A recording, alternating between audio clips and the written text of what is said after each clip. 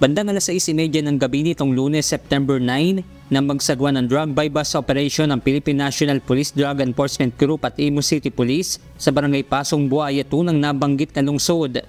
Naaresto ang dalawang sospek kung saan nakakuha ang nasa 110 kilograms ng ininalang shabu na may tinatayang street value na aabot sa 748 million pesos. Ayon sa PIDEG, upang hindi mabisto na may lamang iligal na droga ay nilagyan umano ng label na pagkain ng isda ang pinaglagyan sa mga ito.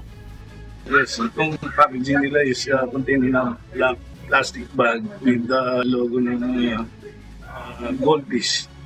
So seemingly covert nila para na in disguise of goldfish feeds contain yung shabu nila. Unlike in other confiscation of illegal drugs which is contained in tea bags.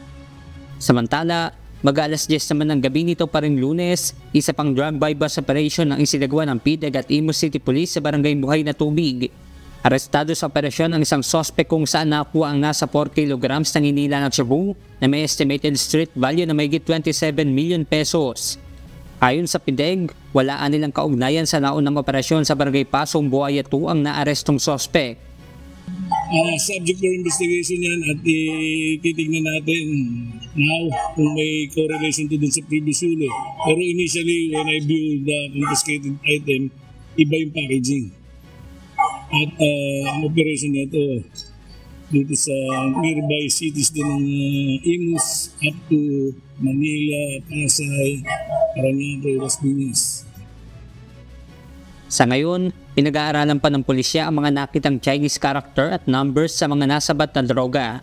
Kaugnay nito, nagpaalala naman si PNP Drug Enforcement Group Director, Police Brigadier General Elias Armata sa mga pulis na nagmamando sa mga checkpoint.